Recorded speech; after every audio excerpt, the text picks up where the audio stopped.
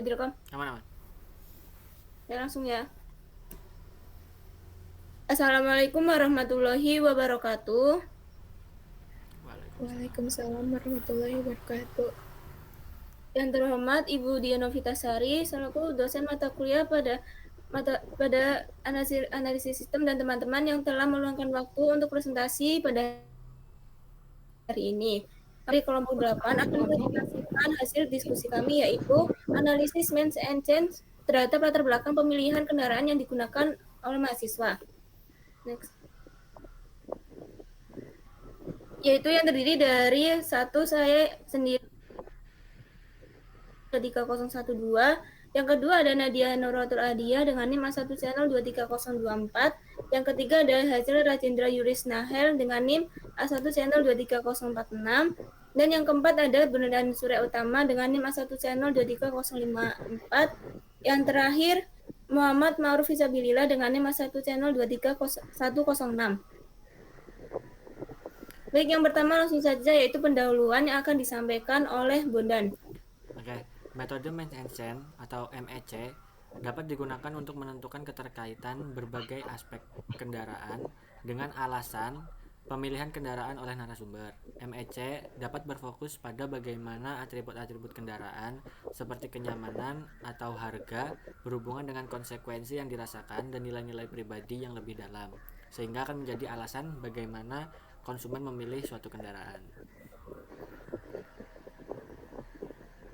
Next.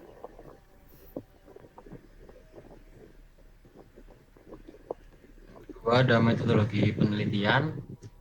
Di metodologi penelitian itu dibagi menjadi dua. Yang pertama, pengumpulan data. Proses pengumpulan data pada penelitian ini yaitu dengan wawancara secara lettering oleh mahasiswa khusus dengan pengalaman naik tiga transportasi, yaitu bis, motor, dan kereta.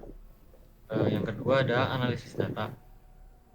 Yang pertama ada konten analis. Konten analis adalah transkrip data yang tercantum dalam wawancara tersebut dikodekan. Proses pengkodean dimulai dengan mengidentifikasi berbagai aspek yang muncul dari data tersebut. Selanjutnya, temuan tersebut dikelompokkan ke dalam 3 kategori, yaitu atribut, konsekuensi, dan nilai. Yang kedua ada implikasi matriks. Implikasi matriks dirancang untuk bangun rantai sarana tujuan dengan mengintegrasikan tangga dari semua responden. Dalam implikasi matriks yaitu menentukan nilai abstractness ratio atau AR dan centrality index atau CI, yaitu untuk menentukan nilai HVM. Yang ketiga ada peta nilai hierarchical value map atau HVM. Itu peta nilai HVM pada penggunaan moda transportasi oleh mahasiswa secara visual menggambarkan hubungan antara faktor dengan menunjukkan berbagai faktor-faktor tersebut saling berhubungan dengan mempertimbangkan keterkaitan dalam matriks implikasi. Yang keempat ada interpretasi data. Analisis data HVM merupakan metode untuk memahami hubungan antara berbagai faktor yang dipertimbangkan serta dampaknya terhadap keputusan individu. Baik, yang selanjutnya ada hasil yang akan disampaikan oleh Hazel.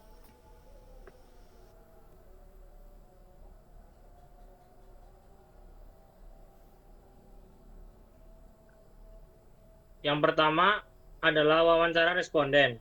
Wawancara di sini kami melakukan dengan 3 mahasiswa dalam memilih mengapa berpergian menggunakan kendaraan tersebut lebih baik dari kendaraan lainnya. Yang kedua, membuat kategori atribut, konsekuensi, dan nilai. Dapat dilihat pada tabel berikut. Selanjutnya, ada konten dari hasil lettering. Dapat dilihat pada tabel berikut. Pada hasil lettering terdapat 4 faktor utama, yaitu T1 adalah kesehatan, T2 adalah produktivitas, T3 adalah pencapaian, T4 adalah keuangan. Dengan menggunakan keempat faktor ini dapat dilanjutkan untuk tahap berikutnya, yaitu implikasi matriks. Yang keempat, implikasi matriks dapat dilihat pada tabel berikut. Analisis matriks implikasi pada MEC menunjukkan bahwa faktor T3 mendominasi dengan nilai odd degree tertinggi. mencerminkan pengaruh kuat terhadap elemen lain dalam jaringan emosional kognitif. Centrality Index T3 tinggi. Meskipun tingkat abstraksinya sedang, faktor T1 memiliki peran penting dengan degree yang cukup tinggi dan centrality index T1 sebesar 0,5, tetapi pengaruhnya tidak sekuat T3. Faktor T4 menunjukkan keseimbangan antara degree dan degree, masing-masing 3, dengan abstraction rasio 0,6, menjadikannya elemen yang berperan sebagai penghubung sekaligus penyeimbang. Sementara itu, T2 dan aspek lainnya atau degree 4, abstraction rasio 0,65 lebih banyak dipengaruhi oleh faktor dominan seperti T3 dan T1. Namun relevan dalam membentuk keputusan akhir karena keterkaitan yang erat dalam jaringan. Yang kelima ada AVM, dapat dilihat pada gambar berikut. AVM menunjukkan hubungan antara pencapaian produktivitas, keuangan, dan kesehatan. Produktivitas dan keuangan memiliki sentralitas tinggi, yaitu lebih dari 400 dengan 10 lebih hubungan. Pencapaian sentralitas sedang 200 sampai kurang dari 400 dan kesehatan rendah kurang dari 200 dengan 4 sampai 9 hubungan. Produktivitas dan keuangan saling mempengaruhi kuat, sementara kesehatan sebagai penghubung memiliki pengaruh lebih kecil. Baik, yang selanjutnya yaitu ada pembahasan yang akan disampaikan oleh Nadia. Baik, pembahasan yang akan saya sampaikan yaitu pertama itu ada pendekatan means and change yaitu atau MEC. Pendekatan MEC ini melalui teknik laddering. Pada mahasiswa Universitas Jenderal Sudirman mengungkap bahwa kenyamanan dan harga murah adalah dua atribut utama dalam pemilihan moda transportasi. Kenyamanan penting karena memungkinkan mahasiswa beristirahat lebih baik, mengurangi kelelahan, dan menjaga keseimbangan fisik serta emosional. Sedangkan harga murah menjadi pertimbangan utama karena keterbatasan finansial mahasiswa. Kemudian yang kedua ada keterkaitan atribut, konsekuensi, dan nilai. Atribut-atribut ini saling berkaitan dengan konsekuensi dan nilai yang lebih dalam. Kenyamanan berdampak pada kesehatan, produktivitas, dan prestasi akademik yang pada akhirnya berkaitan dengan keinginan untuk membanggakan orang tua. Sementara harga murah memungkinkan penghematan dan menabung yang mendukung kemandirian finansial dan mampu memenuhi kebutuhan sendiri, sekaligus tetap menjaga ekspektasi orang tua dengan menghasilkan nilai yang baik. Kemudian yang ketiga itu ada analisis hierarki, nilai, dan implikasi. Melalui analisis matrik implikasi dan hierarki, ditemukan jalur kognitif sistematis dalam pengambilan keputusan mahasiswa memilih moda transportasi. Kenyamanan berhubungan dengan kesehatan dan produktivitas, sedangkan biaya murah terkait efisiensi keuangan dan kemandirian. Hal ini menunjukkan bahwa pilihan moda transportasi tidak hanya pragmatis, tetapi juga mencerminkan tujuan hidup yang lebih luas seperti menjaga kesehatan, meraih prestasi akademik, dan mandiri secara finansial. Keempat, kontribusi dan implikasi praktis.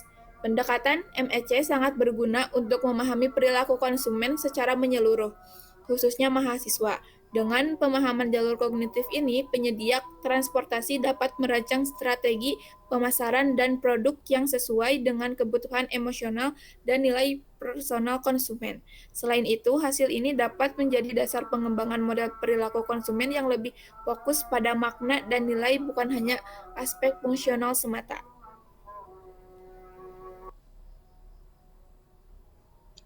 Baik, yang berdasarkan presentasi yang kami lakukan, yang dapat disimpulkan bahwa penelitian ini bertujuan memahami motivasi mahasiswa Universitas Jenderal Sudirman dalam memilih moda transportasi menggunakan pendekatan means and change atau MEC dan teknik laddering. Melalui wawancara mendalam terhadap 3 mahasiswa ditemukan bahwa kenyamanan, harga terjangkau, dan ketepatan merupakan atribut utama. Atribut ini berdampak pada konsekuensi positif ya, seperti istirahat yang lebih baik, penghematan, dan peningkatan produktivitas yang pada akhirnya terkait dengan nilai pribadi seperti kesehatan, prestasi akademik, kondisi finansial, dan kebahagiaan orang tua.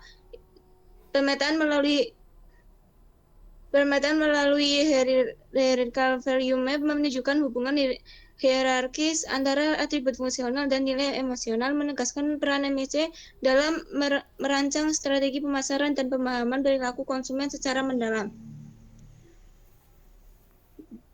Baik, sekian dari kami yang bisa kami sampaikan.